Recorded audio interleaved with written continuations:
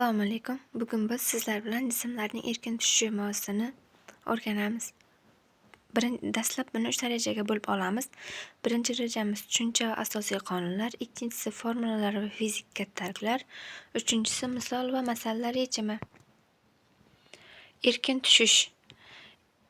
Erkin tushish bu jism faqat yerning tortishish kuchi ta'sir harakat qilsa, bunday harakat erkin tushish deyiladi.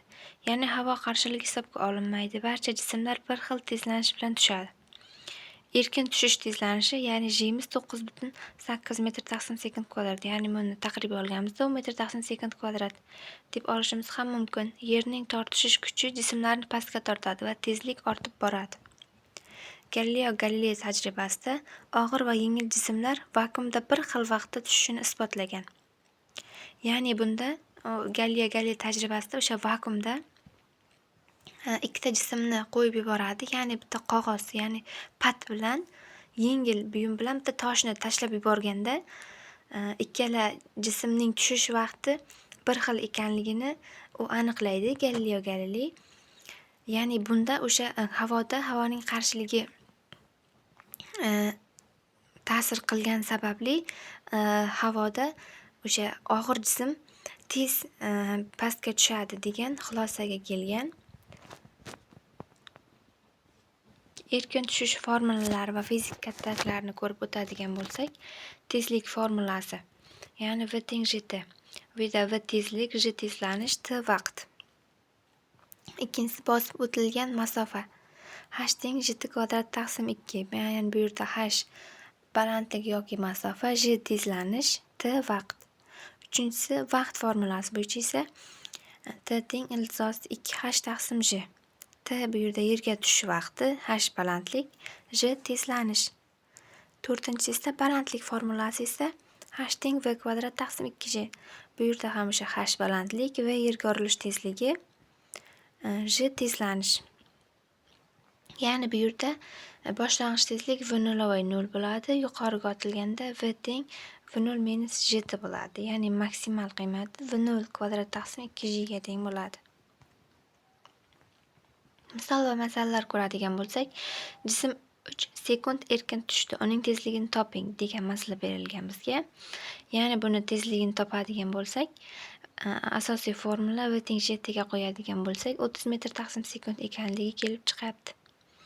Ikkinchi masalamiz esa jism 5 sekundda qancha masofa bosib o'tadi degan masalamiz esa, buni o'sha H teng GT kvadrat taqsim 2 formulaga qo'yadigan bo'lsak, o'sha masofasi 125 metr ekanligi kelib chiqyapti. Uchinchisi esa 80 metr balandlikda tushgan jism qancha vaqtda yerga tushadi. Ya'ni buni T teng iltisos 2H taqsim G formulaga qo'yadigan bo'lsak, umumiy javobimiz 4 sekund ekanligi kelib chiqyapti. Ya'ni o'sha yuqoriga otilgan jism bo'yicha masala ko'radigan bo'lsak, u yerda jism yerga 40 metr taqsim sekund tezlik bilan urildi. U qanday balandlikdan tushgan degan masala berilganda, bizga o'sha tezligi bor, G'ning qiymati bor. Ya'ni bunda umumiy formulamiz H teng V kvadrat taqsim 2G ga qo'yadigan bo'lsak, o'sha balandligimiz 80 metr ekanligi kelib chiqyapti. 5-chi masalada esa jism 2 sekund erkin tushdi, qancha yo'l bosib o'tdi, bosadi deyilgan savol berilgan. Ya'ni bunda ham o'sha vaqt berilgan, G'ning qiymati ma'lum. Bunda H teng GT kvadrat taqsim 2 formulaga qo'yganimizda H'imiz 20 metr ekanligi kelib chiqyapti. Ya'ni bunda o'sha yuqoriga otilgan jismda tezligimiz V teng V0 minus GT ekanligi kelib chiqadi. Maksimal balandligimiz formulasi V0 kvadrat taqsim 2G bo'ladi. Eng yuqori nuqtada V'mizning tezligi 0 ga teng bo'ladi. Ya'ni bulardan umumiy xulosamiz, erkin tushish yerning tortishish kuchi ta'siridagi harakat. Barcha jismlar bir xil tezlanish bilan tushadi. Asosiy tezlanish 9,8 deb olsak ham bo'ladi, 10 metr taqsim sekund kvadrat deb olsak ham bo'ladi. Ya'ni bu havoning qarshiligi hisobga olinmaydi. Boshlang'ich tezlik 0 ga teng, ya'ni V0 0 bo'ladi. O'sha asosiy formulalarimiz V teng GT, H teng GT kvadrat taqsim 2, T teng iltisos 2h taqsim j. H teng v kvadrat taqsim 2j. Bularga hayotiy misollar ko'radigan bo'lsak, o'sha daraxtdan olmani yerga tushishi, parashyutsiz tashlangan jism tushishi, keyin sharsharadagi suv, keyin meteoritlarning yerga tushishi misol bo'la oladi.